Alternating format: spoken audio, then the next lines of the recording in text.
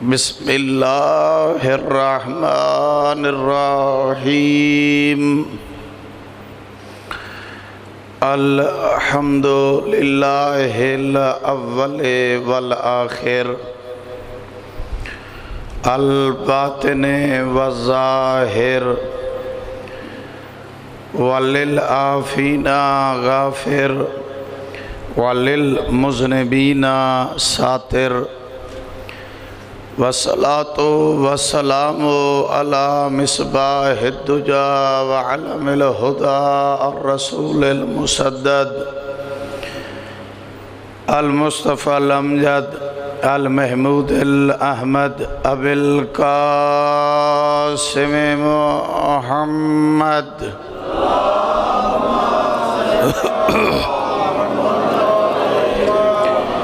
وعلى آله الطيبين الطاهرين المعصومين الذين أذهب الله عنهم الرجس وطهرهم تطهيرا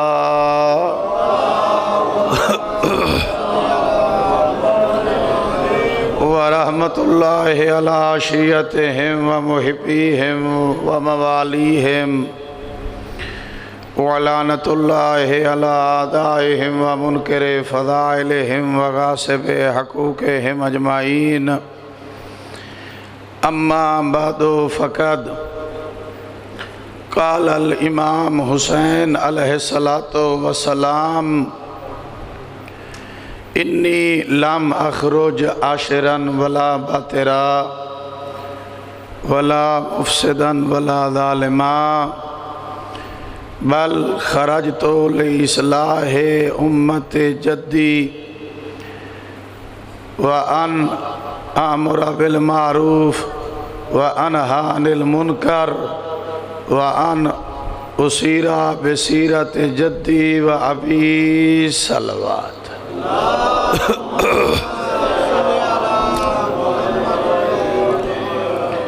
اللہ رب العزت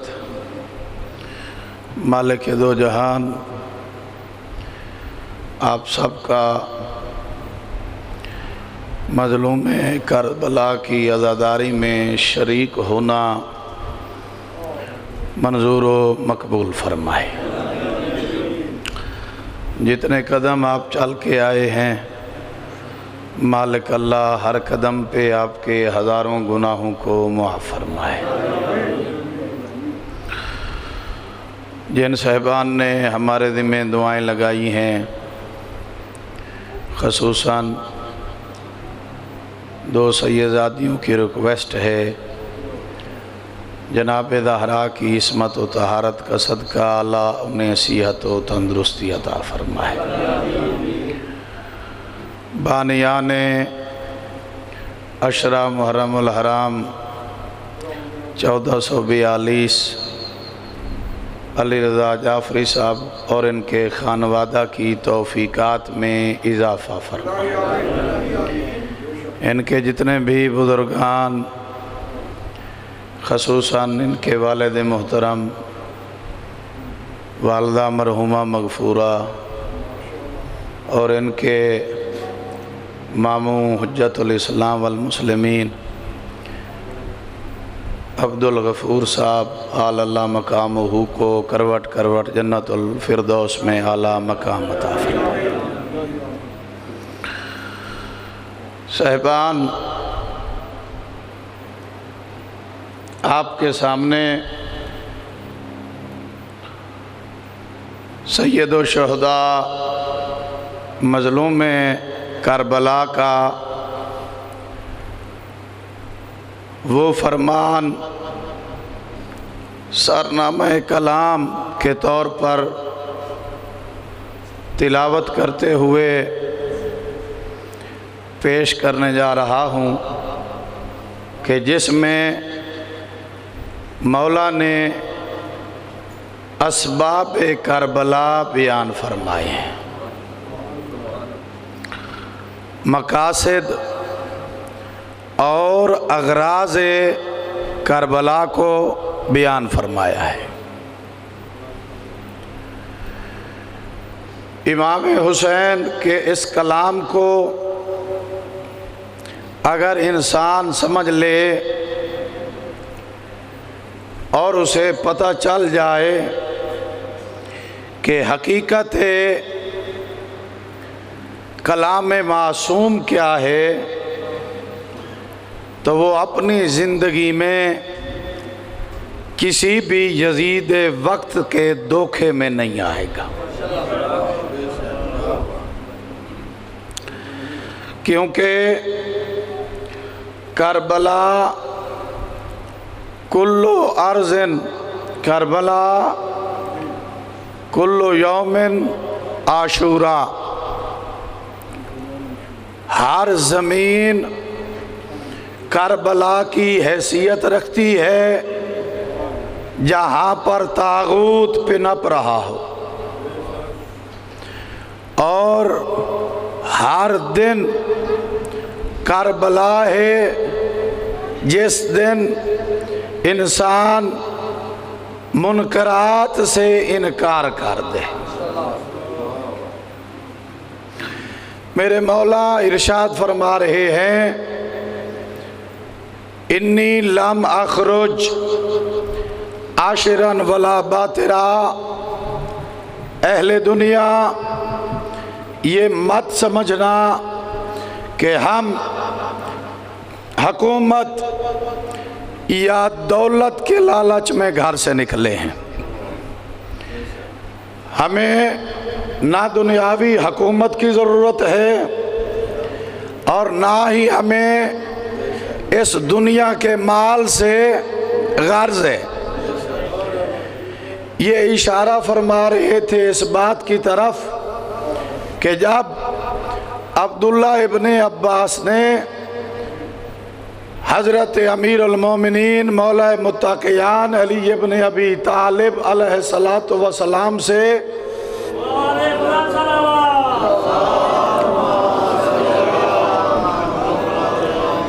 سوال کیا تھا کہ آقا آپ کی نظر میں دنیا کی کیا حقیقت ہے،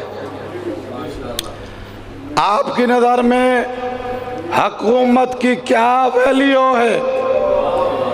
میرے مولا نے ابن عباس سے خطاب کرتے ہوئے فرمایا تھا، یہ میرے ٹوٹے ہوئے پھٹے ہوئے جوتے کی تیری نگاہ میں کیا قیمت ہے؟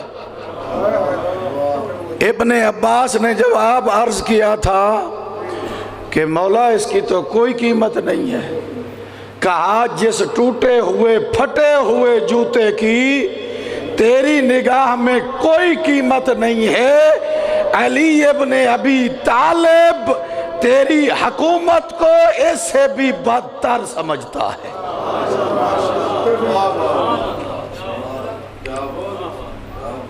یہی مظلوم کربلا فرما رہے ہیں، انی لم اخرج عاشرا ولا باطرا، میں دنگا فساد کے لیے گھر سے نہیں نکل رہا،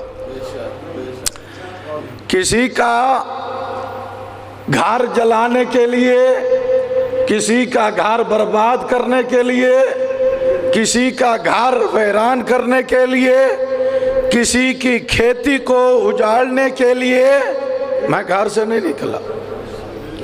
میرا مقصد ظلم و جور نہیں ہے، لا مفسدا ولا ظالما، نہ میں اسے پسند کرتا ہوں جو فساد فی الارض کرتا ہے، اور نہ ہی میں اسے پسند کرتا ہوں جو ظلم کرتا ہے۔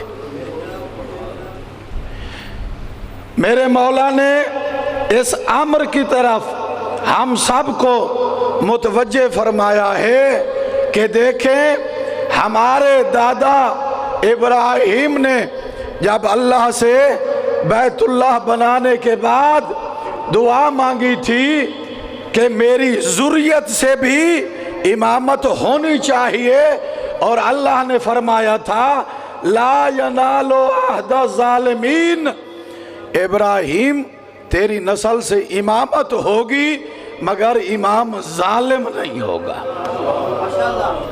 درود بھیجئے بابا۔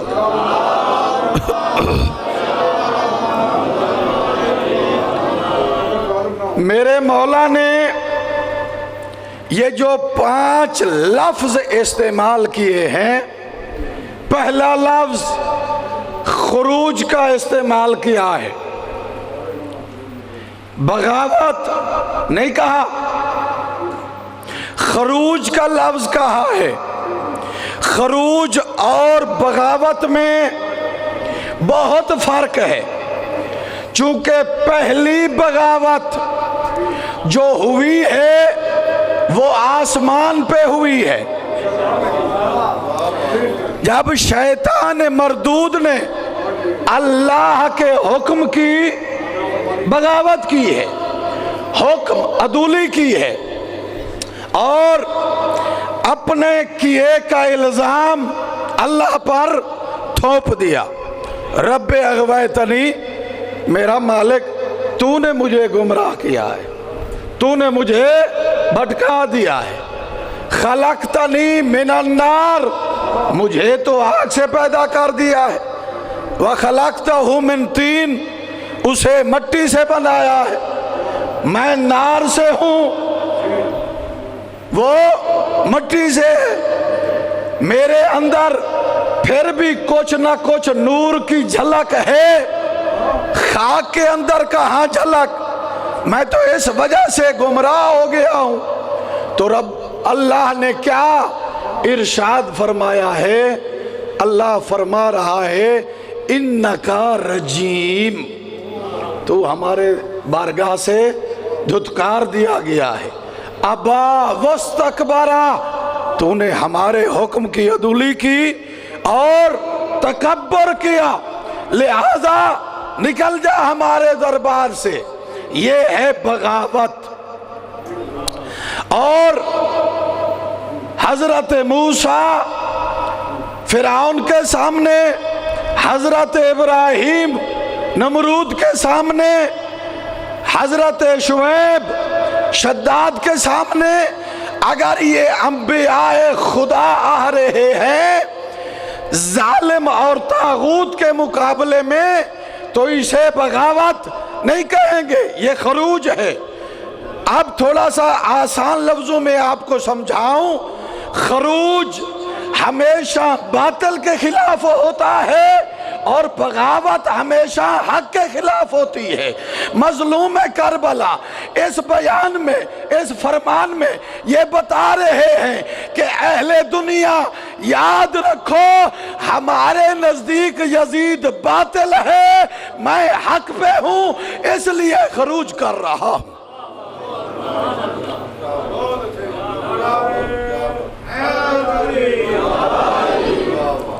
میں حق پر ہوں اور میں یزید کے خلاف خروج کر رہا۔ جب میرے مولا سے کسی نے مشاورت کرتے ہوئے یہ گزارش کی کہ میں آپ کو مشورہ دیتا ہوں، آپ ایسے جیسے باقیوں نے ظاہری طور پر بیعت کو تسلیم کر لیا ہے، آپ بھی سرسری طور پہ ایسے کہہ دیں جی ٹھیک ہے آپ حکومت چلائیں، ہمارا حکومت سے کوئی لینا دینا نہیں ہے، ہم آپ کے خلاف کوئی بات نہیں کریں گے۔ تو میرے مولا نے عظیم ترین جملہ ارشاد فرمایا تھا، آنُبَایِعُ مَن یلعب بالقرد والکلاب ویشرب الخمر، کیا تو مجھے اس یزید کی بیعت کا کہتا ہے جو کتے لڑاتا ہے، جو بندر نچاتا ہے، جو شراب پیتا ہے، جو فسق و فجور کرتا ہے؟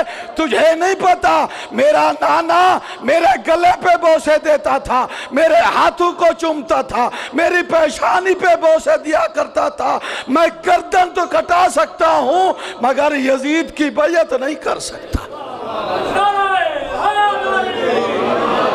نعرہ تکبیر، نعرہ تکبیر، نعرہ رسالت، نعرہ رسالت، نعرہ حیدری، حسینیت، حسینیت، نعرہ سلوات۔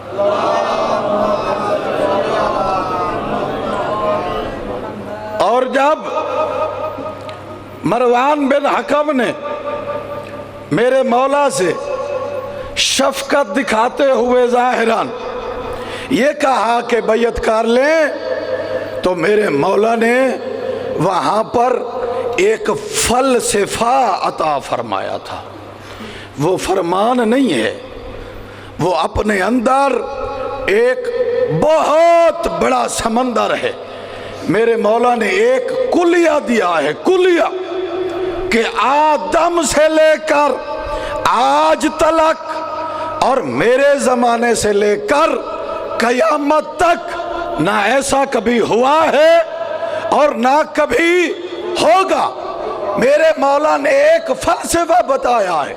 میرے مولا نے مروان سے مخاطب ہو کے یہ فرمایا تھا کہ مسالی لا یبایعو مثلا، مروان تو میری بات کرتا ہے نا، قیامت تک مجھ جیسا اس جیسے کی بیعت نہیں کرے گا۔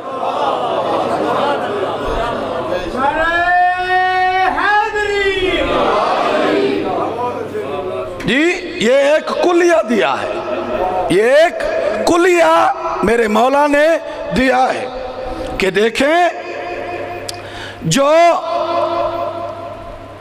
احمد مختار کا نواسا ہو، جو ابو طالب کا پوتا ہو، جو علی جیسے باپ کا بیٹا ہو، وہ جو فاطمہ زہرا جیسی ماں کا بیٹا ہو، وہ کسی یزید جیسے کو کیسے تسلیم کر سکتا ہے؟ اگر آپ متوجہ ہوں تو ایک چھوٹے سے عمر کی طرف آپ کا دھیان دلاتا جاؤں۔ میرے مولا امام حسن جب گئے ہیں شام میں تو وہاں پر اپنی ماں کی عظمت کے 2 فرمان میرے مولا نے بیان کیے تھے۔ وہ ہمارا موضوع نہیں ہے، وگرنہ پورا خطبہ ہے میرے مولا کا جو وہاں پر ارشاد فرمایا ہے، مگر اپنی ماں کی نسبت کے لحاظ سے 2 فرمان پیش کیے ہیں وہاں پہ۔ پورے اہل شام سے مخاطب ہو کر حسن ابن علی نے یہ ارشاد فرمایا تھا کہ کیا اہل شام تمہیں پتہ نہیں ہے اسما امی فاطمہ تسبیح للملائکۃ فی السماء، کیا تم نہیں جانتے کہ میری ماں فاطمہ کا نام اللہ کے ملائکہ آسمان پر بطور تسبیح کے جانتے ہیں؟ یعنی میری ماں کا نام ملائکہ تسبیح پہ پڑھتے ہیں، یا فاطمہ تو، یا فاطمہ تو۔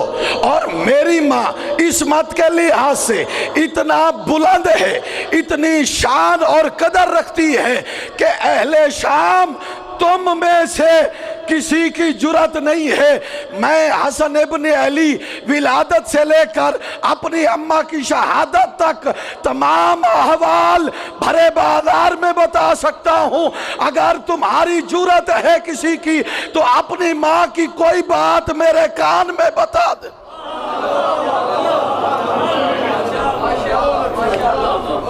میں عصمت ہو طہارت کی مالکہ ماں کا بیٹا ہوں۔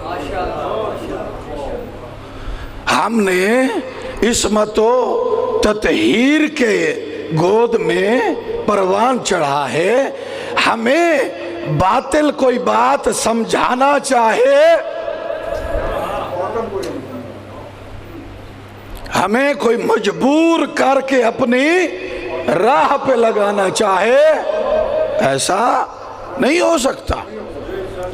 اور میرے مولا نے اس فرمان میں اشارہ فرمایا ہے کہ آج میں حسین ابن علی ہوں، کل ہمارا 12واں بھی آئے گا تو وہ بھی کسی یزید جیسے کی بیعت نہیں کرے گا۔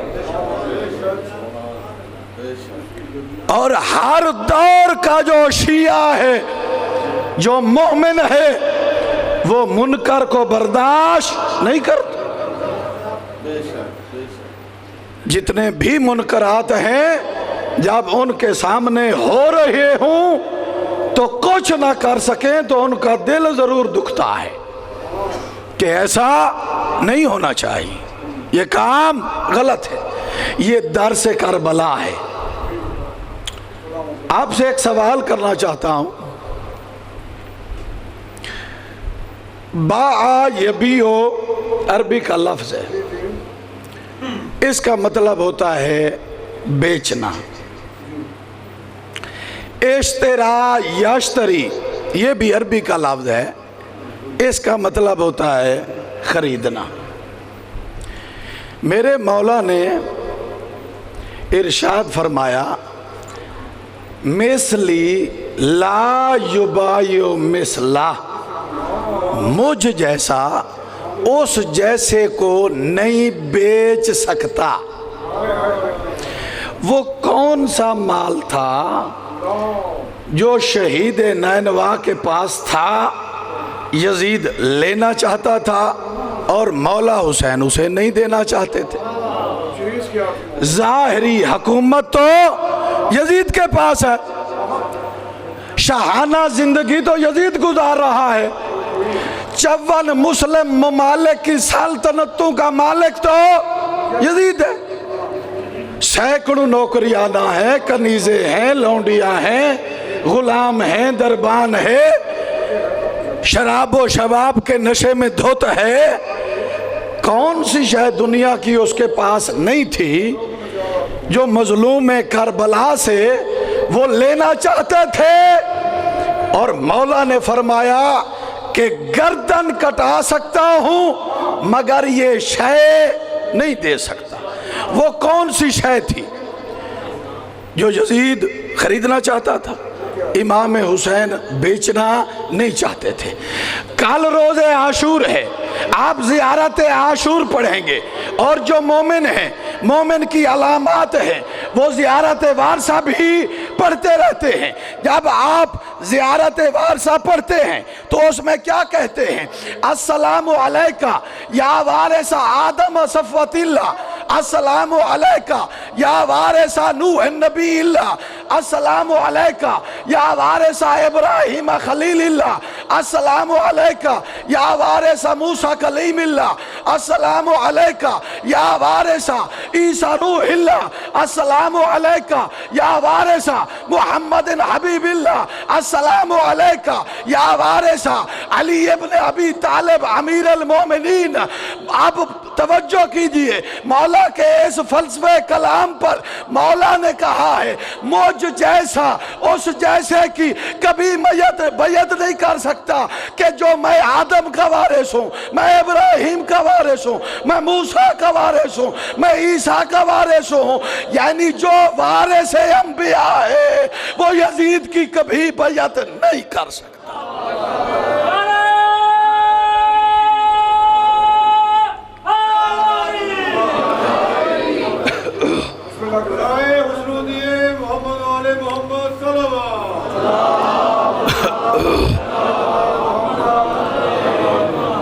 پیغام پہنچا ہے آپ تک؟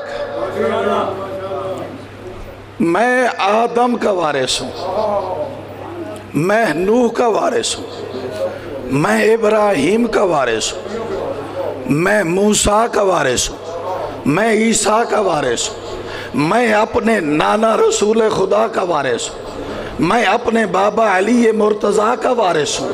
میرے پاس 1,24,000 پیغمبر کی محنت ہے۔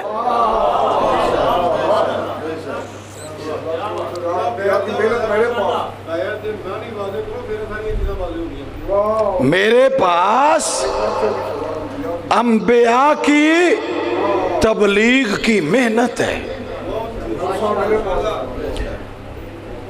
کسی نے 900 سال تبلیغ کی ہے، کسی نے 300 سال تبلیغ کی ہے۔ انبیاء خدا نے پتھر کھائے ہیں، قتل ہوئے ہیں، شہید ہو گئے ہیں، انہوں نے بڑی بڑی قربانیاں دی ہیں۔ اس وقت سب کی محنت کا پھل میرے ہاتھ میں ہے۔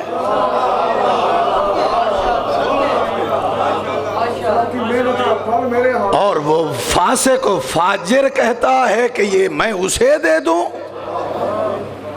یہ کیسے ہو سکتا ہے کہ میرے جیتے ہوئے میرے نانا کی محنت پامال ہو جائے، میرے جیتے ہوئے میرے بابا کی سیرت پامال ہو جائے، ایسا حسین ابن علی نہیں ہونے دے گا۔ اور بہت بڑی شے کی طرف میرے مولا نے ارشاد فرمایا ہے، جہاں پر میرا مولا انبیاء کی وراثت رکھتا ہے، انبیاء کی تبلیغ کی محنت اپنے ہاتھ میں رکھتا ہے، وہاں پر بانی شریعت ہے، وہاں پر بانی شریعت ہے، سنن الہی کا پاسدار ہے۔ اللہ نے فرمایا ہے وَلَن تَجِدَ لِسُنَّتِ اللَّهِ تَحْوِيلًا وَلَن تَجِدَ لِسُنَّتِ اللَّهِ تَبْدِيلًا۔ قیامت کا سورج نظر آ سکتا ہے مگر اللہ کی سنن تبدیل، فطرت خدا تبدیل نہیں ہو سکتی۔ میرے مولا نے اسی لیے ایک مقام پر ارشاد فرمایا ہے، الا ان الدائی یابن الدائی قد رکض بین سنتین بین ذلت و ذلہ ہیہات من ذلہ۔ میرے مولا نے ارشاد فرمایا بکریاں چرانے والے باپ کا بکریاں چرانے والا بیٹا جو حسین کو دو چیزوں کے درمیان آ کے کھڑا کر دیا ہے، وہ چاہتا ہے یا میں قتل ہو جاؤں یا میرے سامنے دین پامال ہو جائے۔ یاد رکھنا اہل بیت اللہ کی راہ میں قتل تو ہو سکتے ہیں مگر ذلت کے ساتھ زندگی نہیں گزار سکتے۔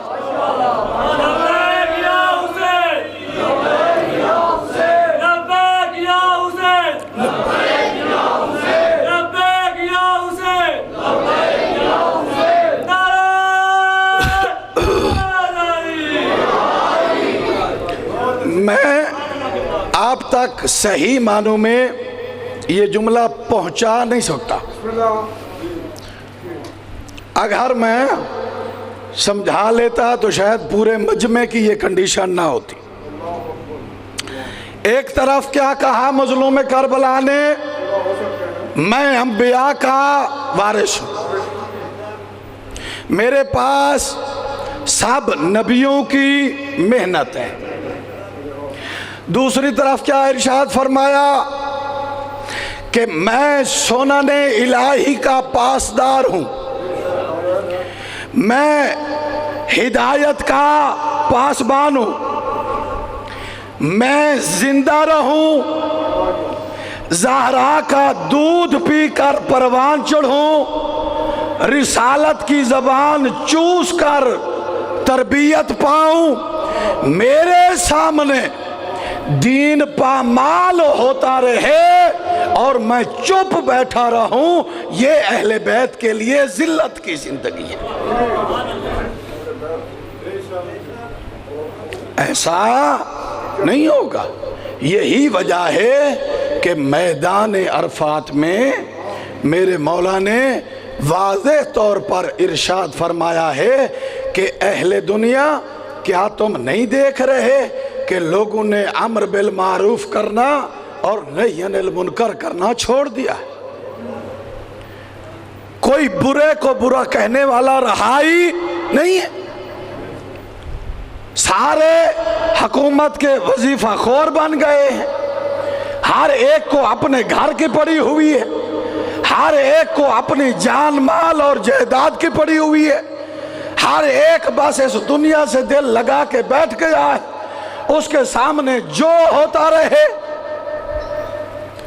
خاموش بیٹھے۔ ایسا نہیں ہو سکتا کہ ہمارے سامنے اللہ کا دین پامال ہو، میرے نانا کی سنت پامال ہو، میرے بابا کی سیرت پامال ہو اور میں چپ کر کے بیٹھا رہا ہوں، نہیں۔ اسی لیے ارشاد فرمایا بل خرجت لِإِصْلَاحِ امت جدی، میں حسین اس لیے نکل رہا ہوں تاکہ اپنے نانا کے امت کی اصلاح کروں۔ اپنے نانا کی امت کی اصلاح کر.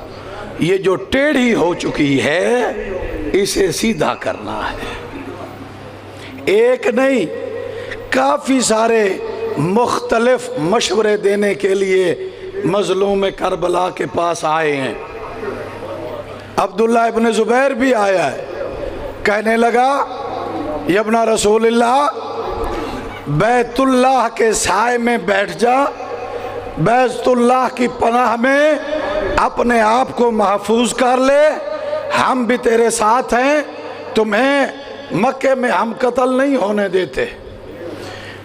میرے مولا نے عبداللہ ابن زبیر کو جو جواب دیا ہے وہ کمال کا ہے. آخر کلام الامام امام الکلام,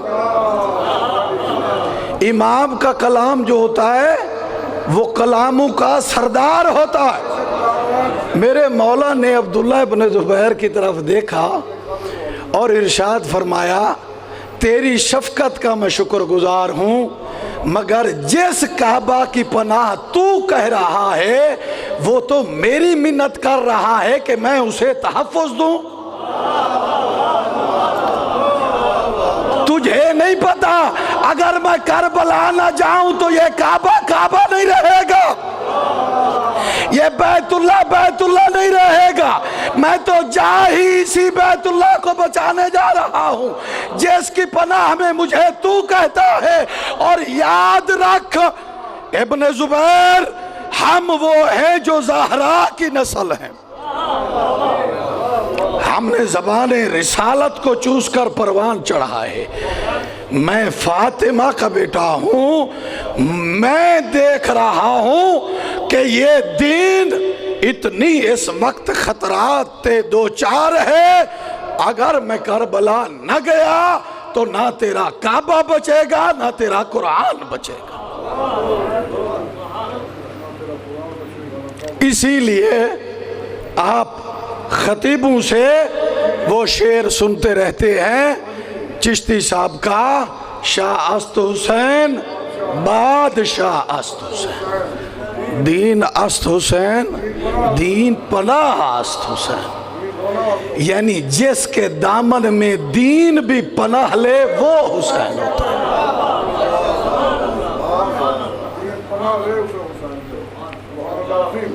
اور اگلا جملہ اس سے بھی وزنی ہے, سرداد نہ داد در دست یزید حق کا کہ بنا لا الہ است حسین. کہ لا الہ کی جو اساس اور بنیاد ہے وہ سجدہ حسین پہ کھڑی ہے.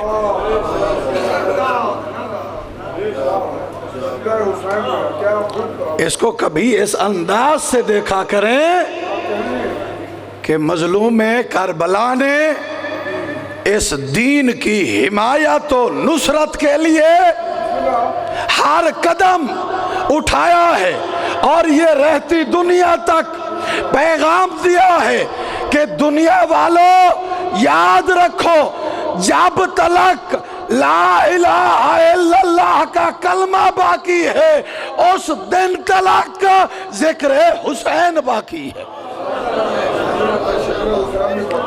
جب خلوص اتنی بلند ہو تو جناب شریکت الحسین نے یہی جملہ کہا تھا دربار یزید میں.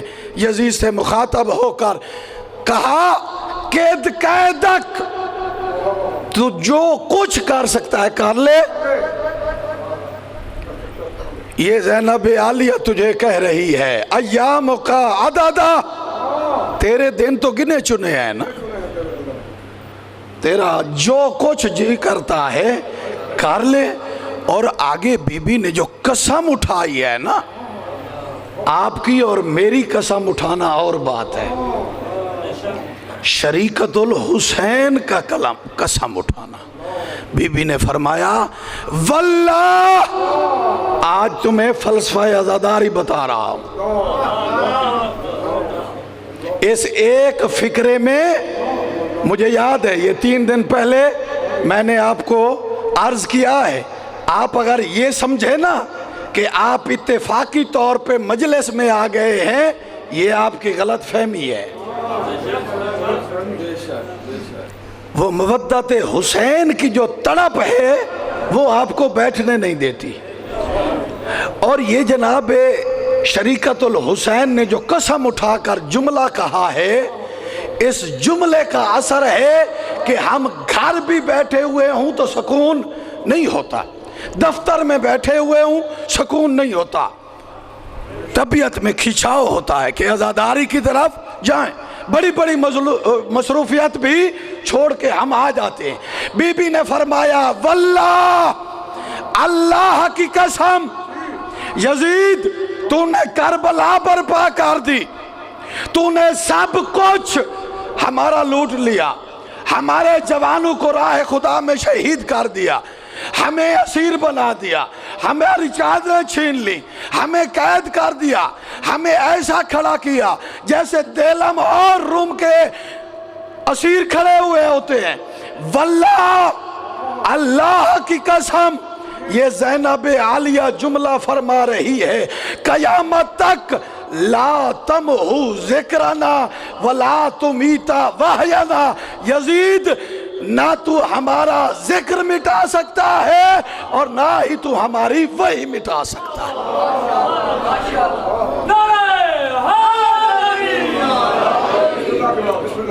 جو ہم پہ وحی نازل ہوئی ہے وہ بھی قیامت تک تو نہیں مٹا سکتا، اور قیامت تک تو ہمارے ذکر کو نہیں مٹا سکتا، کیونکہ اللہ کا وعدہ ہے فَاذْكُرُونِي أَذْكُرْكُمْ، جیسے اللہ کو میرے بھائی نے یاد کیا ہے، جب تلک نام توحید باقی ہے اس دن تک نام حسین باقی، اور میرے مولا نے ہمیں یہ کلیہ عطا فرمایا ہے۔ کیا فرمایا؟ وَأَنْ آمُرَ بِالْمَعْرُوفِ وَأَنْهَا عَنِ الْمُنْكَرِ، میں چاہتا ہوں کہ امر بالمعروف کروں اور نہی عن المنکر کروں۔ وَأَنْ أُسِيرَ بِسِيرَةِ جَدِّي وَأَبِي، دنیا میرے نانا کے کردار کو بھول گئی ہے، دنیا میرے بابا کی سیرت کو بھلا بیٹھی ہے، میں تو اپنے نانا اور اپنے بابا کے کردار کو اجاگر کرنے جا رہا ہوں۔ ایک نہیں، متعدد مقامات پر میرے مولا نے فلسفہ بیان فرمایا ہے کہ میں کربلا کیوں جا رہا ہوں، میرے جانے کا مقصد کیا ہے۔ مظلوم کربلا نے 2-3 مقامات پر اور اشارہ بھی فرمایا ہے کہ میں کربلا کیوں جا رہا ہوں۔ کربلا اس لیے جا رہا ہوں کہ دنیا غدیر کو بھول بیٹھی ہے، کربلا اس لیے جا رہا ہوں کہ دنیا سقیفے کے پیچھے چل پڑی ہے، کربلا اس لیے جا رہا ہوں کہ میں دنیا کو سمجھاؤں کہ میرے باپ کا قتل ناحق ہوا ہے۔ ہمارے دروازے کو ناحق جلایا گیا ہے، میرے بھائی کے جنازے پہ تیر ناحق مارے گئے۔ کربلا کا سبب فقط بیعت یزید کا معاملہ نہیں تھا، یہ سارے اسباب تھے۔ جب یہ اسباب جمع ہو گئے ہیں تو تب کربلا کی ضرورت پیش آئی ہے کہ اب کربلا بنے گی تو پھر غدیر یاد آئے گا، کربلا بنے گی تو پھر میرے نانا کی سنت آئے گی، کربلا بنے گی تو پھر میرے بابا کی ولایت بلند ہوگی۔ کربلا برپا نہ ہوتی تو جس انداز میں آج ولایت علی پڑھی جاتی ہے اور سنی جاتی ہے، ایسے نہ پڑھی جاتی اور نہ ہی سنی۔ یہ آج کل میڈیا پہ بیٹھ کر لوگ کہتے ہیں کہ ظاہراً حسین ہار گئے، یزید جیت گیا، ظاہراً ایسا ہوا۔ میں کہتا ہوں یہ فکرہ بھی غلط ہے۔ حسین ظاہراً بھی جیت گیا، حسین حقیقت میں بھی جیت گیا ہے، حسین باطناً بھی جیت گیا ہے۔ اگر حسین ظاہراً جیتا ہوا نہ ہوتا تو سید سجاد قیدی تھا، اس کے دربار میں کھڑا تھا، اس نے سجاد سے بیعت کا مطالبہ نہیں کیا، اسے پتا تھا یہ بھی حسین کا ہی بیٹا۔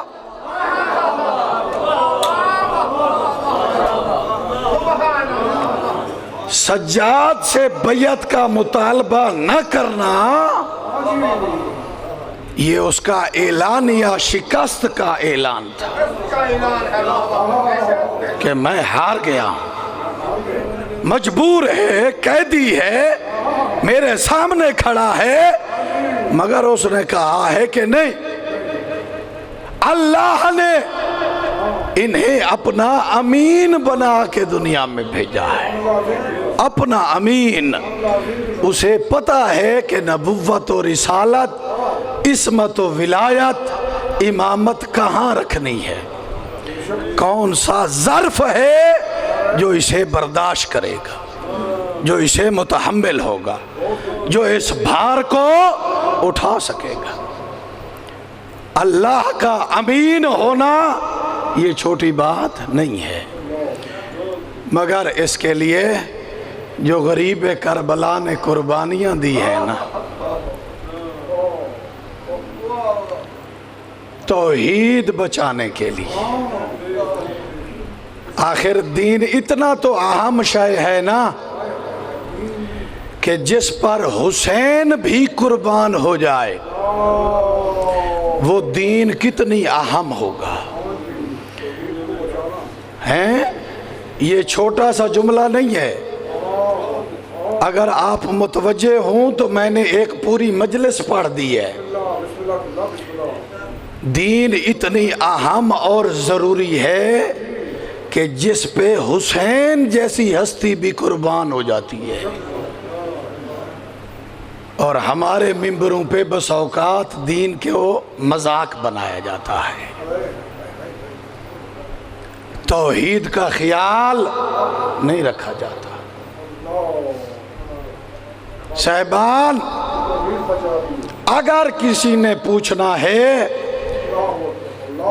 تو دین کی اہمیت، توحید کی عزت اگر کسی نے پوچھنی ہے تو وہ زینب عالیہ سے پوچھے۔ جلے ہوئے خیام کی راکھ پہ بغیر چادر کے کھلے ہوئے بالوں کے ساتھ نماز مغربین ادا کر رہی ہے اور آسمان کی طرف دیکھ کے کہہ رہی ہے اللہم تقبل منا ھذا القربان، اللہ ہماری اس قربانی کو قبول کر۔ اللہ تیری ذات کی خاطر اپنا سب کچھ قربان کر بیٹھی۔ عزادارو، آج 9 محرم الحرام ہے اور ایک دن کا مہمان ہے اکبر کا بابا۔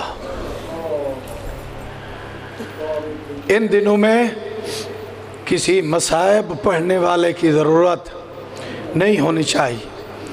اگر مومن کا ذہن اور دل کربلا کی طرف ہو تو وہ ایک ہی جملہ سن کے بے ساختہ رو پڑتا ہے۔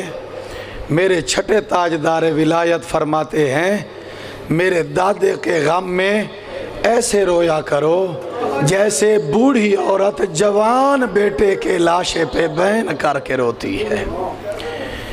میرے دادا کے غم میں شرمایا نہ کرو، آنسو نہ آئیں تو گناہوں کی معافی مانگیں، کیونکہ اس سے کبیرہ کبیرہ گناہ معاف ہوتے ہیں۔ حسین کی ماں زہرا دعائیں دیتی ہے۔ یہ رونا بھی ہمارا نہیں ہے، یہ بی بی نے اپنے بابا سے کہا تھا میرا بیٹا جو اتنا مظلومیت کے ساتھ شہید ہوگا کیا اس پہ رونے والا کوئی نہیں ہوگا؟ رسول خدا نے فرمایا تھا زہرا گھبرا نہیں، اللہ ایک قوم پیدا کرے گا جو تیرے مظلوم کے غم میں روئے گی، اس کے جوان تیرے علی اکبر کو روئیں گے، اس کے بوڑھے تیرے ضعیفوں کو روئیں گے، ان کے بچے تیرے علی اصغر کو روئیں گے، اور ان کی عورتیں زینب عالیہ کی چادر کو روئیں گی۔ عزادارو، آج جس عظیم شہید کی شبیہ برآمد ہونی ہے وہ ہستی ہے جس کے سہارے پہ زینب نے مدینہ چھوڑا تھا، جس کے بازوؤں پہ زینب عالیہ کو بڑا ناز تھا۔ یقین جانیے کہ مقتل کی روایات میں یہ موجود ہے کہ صبح عاشور سے لے کر نماز عصر تک جو شہید بھی آیا ہے نا، ہر بی بی نے اس کے نام کا بیان کیا ہے، وا قاسمہ، وا اکبرہ، وا اصغرہ، وا حبیبہ، وا زہیرہ، مگر جس وقت عباس کی شہادت سنی ہے نا تو ساروں کے ایک ہی بیان تھا، وا حجابہ، ہائے او ہمارا پردہ، ہائے او ہمارا پردہ۔ یعنی جب تلک عباس زندہ تھا ہر بی بی کو اپنے پردے کا تحفظ تھا، ہر بی بی مطمئن تھی کہ ہماری چادر ہمارے سر پہ رہے گی۔ جو ہی عباس نے زین چھوڑی، زینب عالیہ نے کہا، وہ بابا نے جو کہا تھا، وہ جو نانا نے کہا تھا، اب وہ وقت آ گیا ہے کہ ہم ننگے سر بازاروں اور درباروں میں۔ اجرکم علی اللہ۔ عزادارو، حسین کی ماں آپ سے راضی ہو، حضرت عباس با وفا اپنی زندگی میں ہمیشہ نوکر اپنے آپ کو کہلواتے رہے ہیں، اور عباس اتنی مشہور تھے پردہ اور حجاب کے لحاظ سے۔ روایات میں لکھا ہے کہ جب مدینہ چھوڑ رہے تھے نا اہل بیت نبی، اور زینب عالیہ کا قدم گھر سے باہر آ رہا تھا، عباس نے گھر سے باہر نکال کر ایک مرتبہ کہا، الحجاب۔ فقط مدینے کے لوگ نہیں، پرندوں کی ہوا میں پروازیں رک گئیں، مدینے کے اوپر سے کوئی پرندہ بھی نہیں گزرا، اللہ کے ملائکہ نے آسمان پہ بھی پردہ کر دیا، کیونکہ وہ بی بی آ رہی ہے کہ جس کے سر سے اگر چادر اتر آئے تو سورج بھی چھپ جائے، چاند بھی چھپ جائے، اور جس کا سورج اور چاند حیا کرے، جس کا چاند اور سورج حیا کرے، وہ بی بی پابند سلاسل ہے، وہ بی بی رسیوں میں قید ہے، ہاتھ پس گردن باندھے ہوئے ہے، اور وہ عباس کی ندائیں اور صدائیں بلند کر رہی ہے۔ اجرکم علی اللہ۔ ہمارے بہت بڑے عالم دین ہیں آیت اللہ ابراہیم، شیخ ابراہیم، نجف میں ان کا مزار مقدس ہے۔ ان سے کسی نے سوال کیا کہ حضرت عباس کا قد کاٹ تو بڑا تھا، اتنا جسامت تھی، اتنی خوبصورت تھے، اتنا حسین تھے کہ مولا جب اپنے رہوار پہ بیٹھے کرتے تھے تو مولا کے قدم زمین پہ خط کھینچتے تھے، اتنی بڑی قامت تھی میرے مولا کی۔ حضرت عباس کی قبر کا تویز چھوٹا کیوں ہے؟ بہت روئے اس سوال پر آیت اللہ شیخ ابراہیم، اور رو کر جواب دیا کہ تو نے اتنا مشکل سوال کیا ہے۔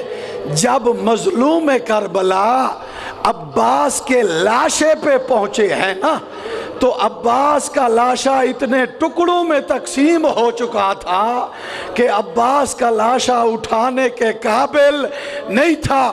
غریب کربلا خیمے میں اس لیے عباس کی لاش بھی نہیں لائے اور وہیں پر دفن کر دیا۔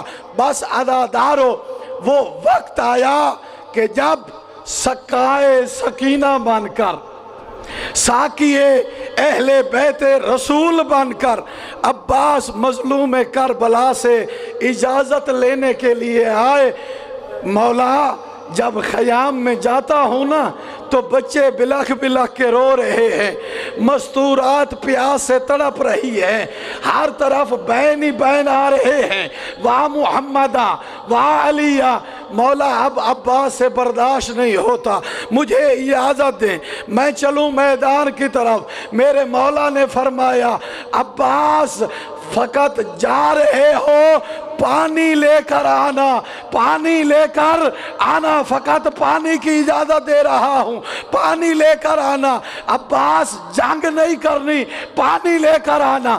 یہی وجہ ہے کہ عباس کے پاس وہ پورا اسلحہ جو ایک سپہ سالار کے پاس ہوتا ہے وہ موجود نہ تھا۔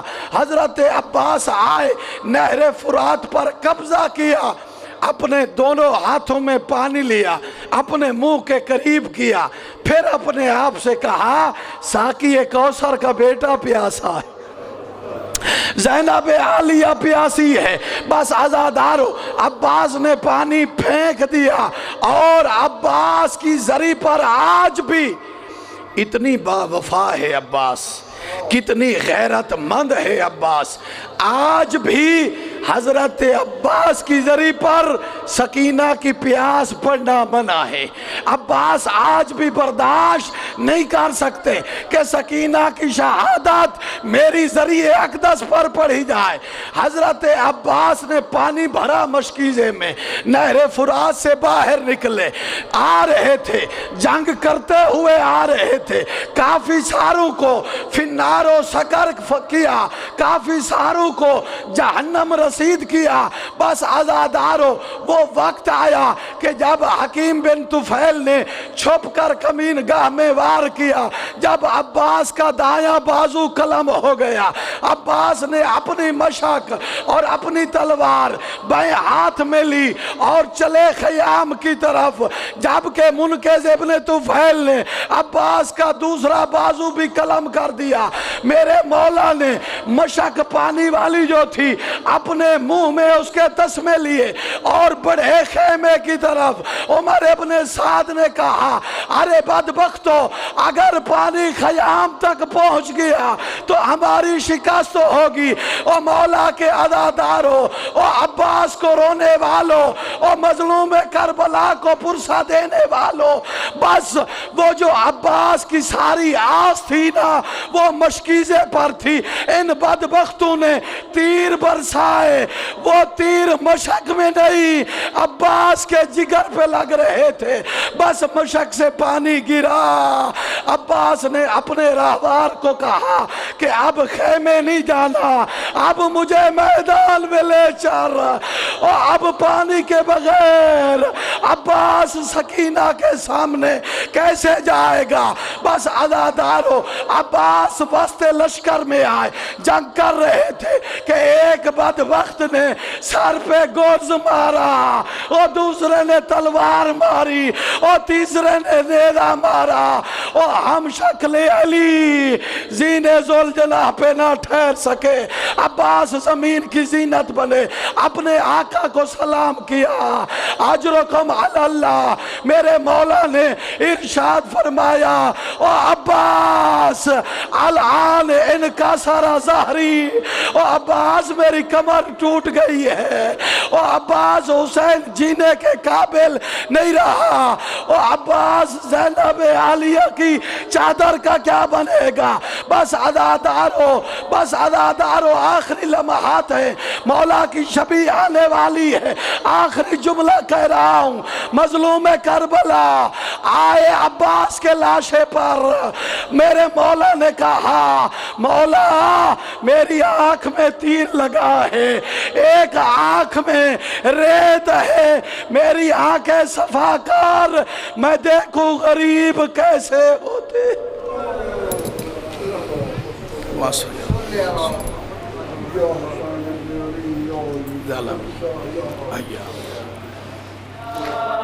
رنگ دین نور آیا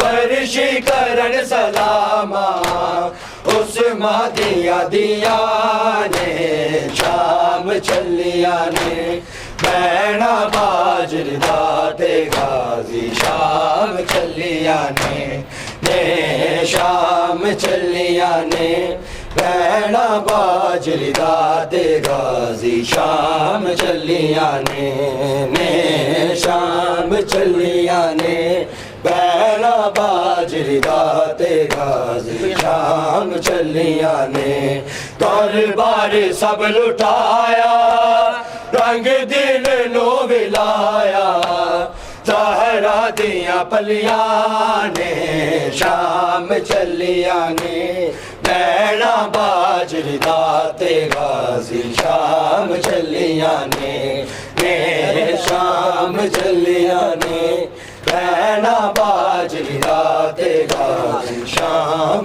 چلیا نے حیدر دلال تو زہرا دی تو دعا دسیا نہ حوصلائے سامن تو پڑھ دیا دا تیرے تے ویر غازی سانو آساں بڑیا نے شام چلیا نے بینا باجر داتے غازی شام چلیا نے شام چلیا نے بینا باجر داتے غازی شام چلیا نے شام چلیا نے بینا باجر داتے غازی شام چلیا نے گھر بار سب لٹایا رنگ دن نو ولایا زہرا دیا پلیاں نے